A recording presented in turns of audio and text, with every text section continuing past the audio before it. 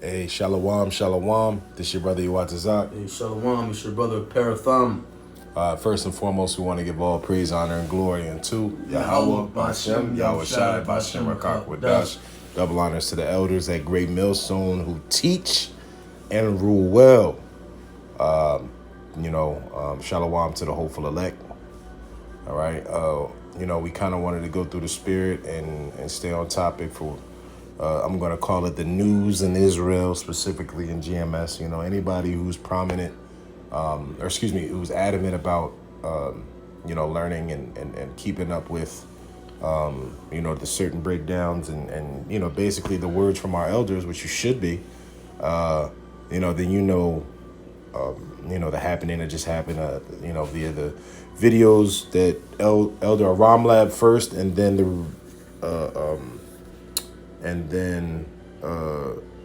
to Elder Tahar, who then went, and was, austere in how he handled the matter, but as a man of the Lord should be on such a serious issue. All right. So I wanted to get into a few precepts, a few scriptures, and kind of just expound on what happened and use it to learn, man. We should all be learning from not only our own mistakes, but others' mistakes. All right? Because that's just being, circumspect to who you are and what's going on in the environment around you. So if you don't know,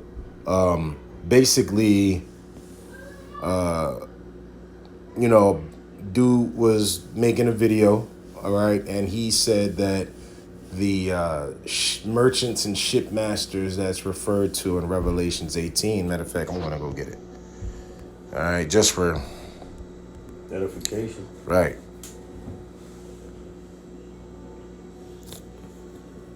Hey, I just wanted to say, man, just being young in the faith, man, and hearing the elder rebuke the brothers, it's even though it wasn't pertaining to me, I can attest for other brothers. I'm sure other brothers felt the same. You still felt cut. You know what I mean? Yeah, hell yeah. Because we all nobody's perfect in this walk, man. Let alone period.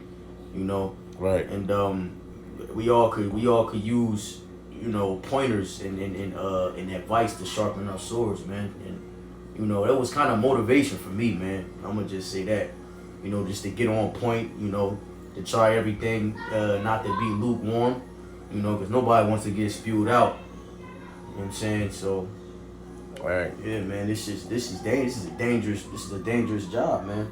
And it's it's like don't go above and beyond what your position entails. Like for instance, if you're playing in a football game, if you're the center, it's not for you to hike the ball, keep it, and then throw it. Nah, bro, you gotta block. You know what I'm saying? You gotta give the ball to the quarterback, and you gotta keep that 350-pound dude in front of you from getting to the quarterback. And I'm saying I'm relaying that just to say, everybody has their position, and we all working as a team, man. We're a body. We're the body of Yahweh Shai, man. We supposed to be complimenting each other first and foremost with the elders. If there are elders, then we shouldn't be going against them. We should, if anything, we do like how the elders are able to do more now in times, than Yahweh Shai. Because it was a prophecy that Yahweh Shai made, if you could grab that. But look, this is the spirit. What did you want me to grab? I'm going to bring this out first. Where Yahweh Shai said you'll be able to do greater things than I have done.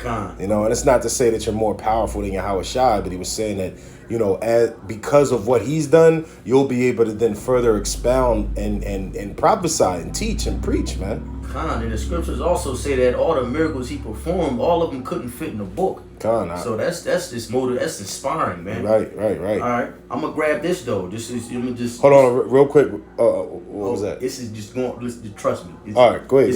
Sirach. Now you got Sirach chapter 3, verse 21 through 23. It says, "Seek not out things that are too hard for thee, neither search the things that are above thy strength. But what is commanded thee, think thereupon with reverence, for it is not needful for thee to see with thine eyes the things that are in secret." Is the point. Be not curious in unnecessary matters, for things are showed unto thee, then men understand. Hey, You that's know? beautiful because you know what happened to Mayman. You know, I believe he was from the Alabama camp. I want to say I'm not too sure, but either way, you know, hey man, you trying to, you know, you got so much zeal, you know, and Lord willing is for Yahweh by Shem Yahweh Shai, you know, but sometimes, you know, you could get too wrapped up in your zeal and your zeal will switch from the spirit and now you'll be zealous for your own position, your own gain. You want to have the most views. You want to be recognized by the elders, man. Fuck all that. You know, the elders, we love them and they teachers. And man, I'm trying to be recognized by Yahweh by Shem Yahweh Shai. So, you know what I mean? Like, and that's the spirit we should go in. Like, yo, if you don't get certain things, and I can admit there's certain things that are hard for me to grasp. And hey, I chalk it to I understand it better by and by. But when it comes to teaching, I'm going to teach what I know, not just speculate and say a bunch of nonsense. Cause that's dangerous waters, man. There's sharks out there, man. Right. You Con. walking out on that plank, there's sharks out there. Yo, the elder, man, I said earlier in the chat, man, the spirit of Paul was on him. He was out there just. He was out there cutting. I don't think I ever heard the elder that upset, brother. And he's upset about not about no woman, not about no money. Right. Because a man in the flesh simply just went off. I can't even say simply because he went off, bro. Right. Breaking down scriptures the wrong way, you could lead brothers astray, man. Right. And then, you know, having GMS on your name and giving double honors to the elder, it all comes back on him. You know, in the elder apostles, you know. So, just to give context, right? So, matter of fact, I got that too, by the way. What you asked for. Con, just hold that for a second. Okay. I wanna real quick.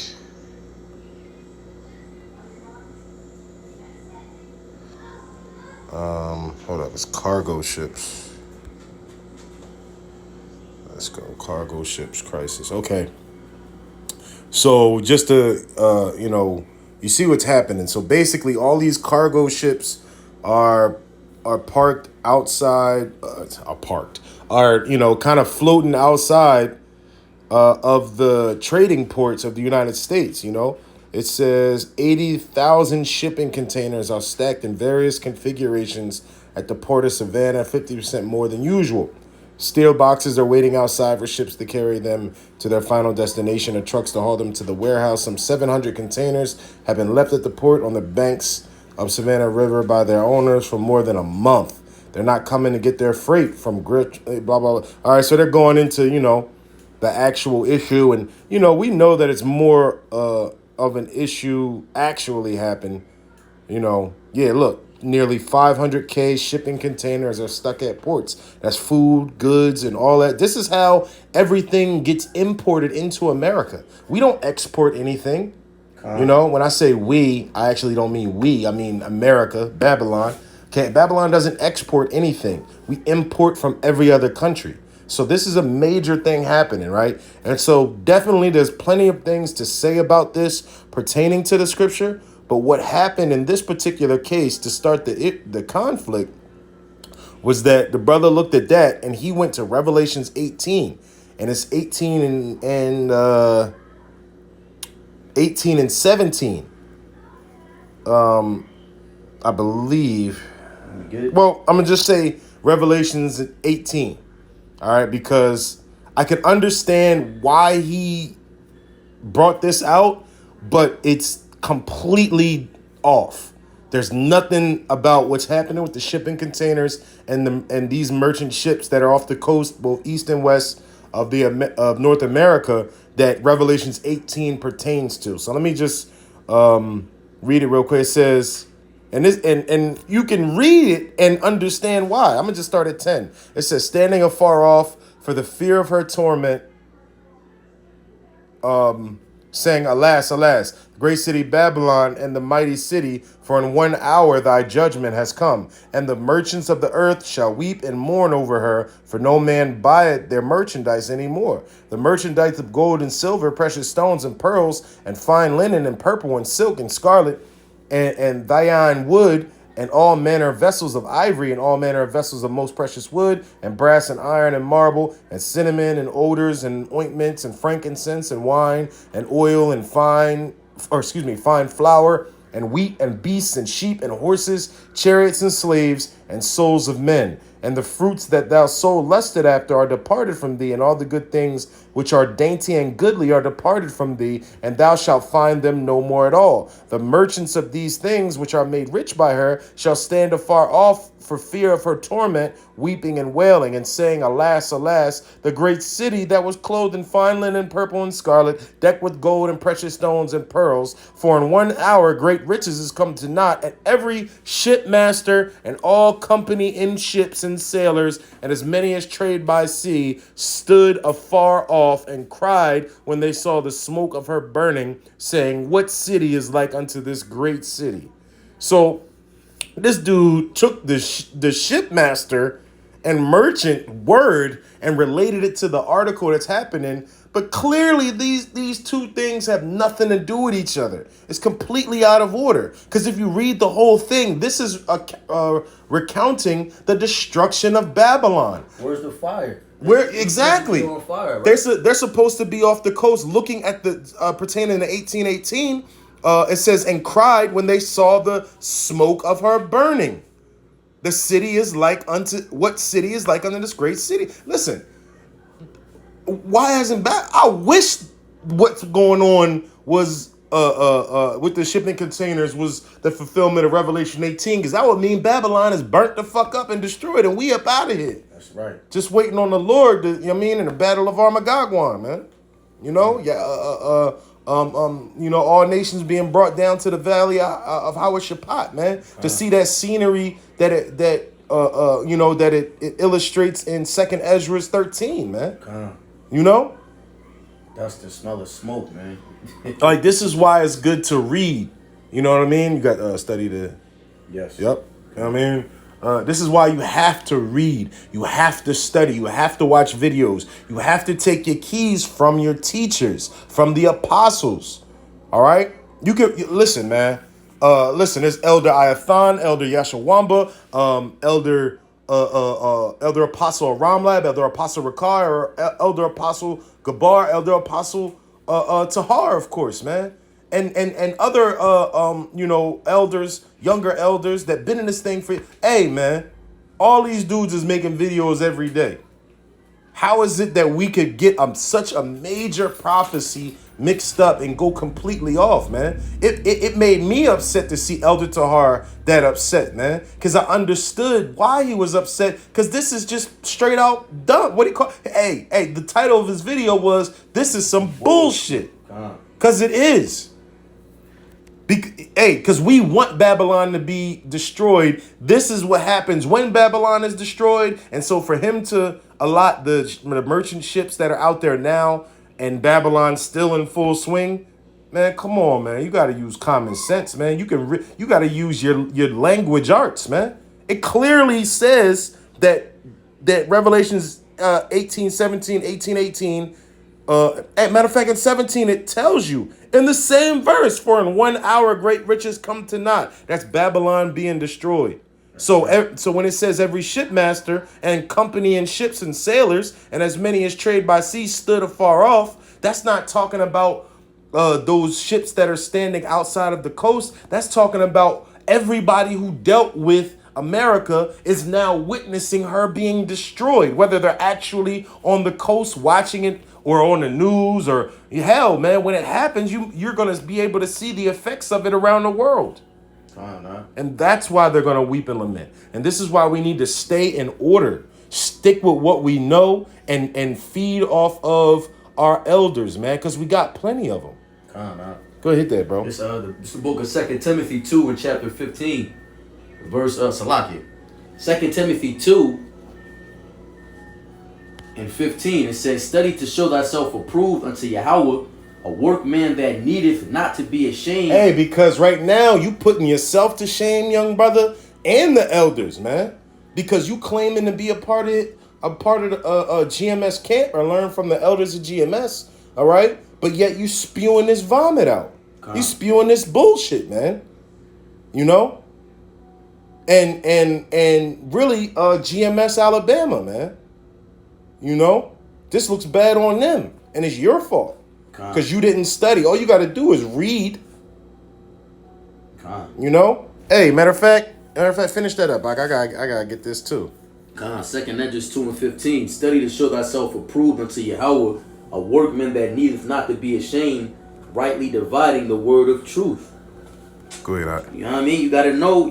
Make sure you know the breakdown before you know what you're talking about before you put it out on the airwaves, man. All right, and that just reminded me of a scripture in 2 Corinthians. You can go ahead and bring out what you gonna bring out, Ak, if you get it before me. I was just gonna grab this to kind of further what I was saying about reading. Give me 1 second. Why this takes so long now?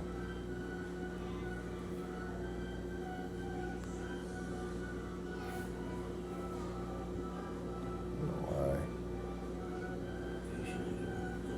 Salakia, Ak, bear with us. Yeah. Okay. So this is Revelations 1 and 3. It says, "Blessed is he that readeth, and they that hear the words of this prophecy, and keep those things which are written therein, for the time is at hand." So you listen, it's written plain as English, man. It's telling you the time period, the kingdoms that are involved, and the outcome from this happening in Revelations 18. And all you have to do is read it, man. You know? You have some more? Yeah, Khan. This is It says I'm gonna jump around. This is the book of 1 Corinthians chapter 14,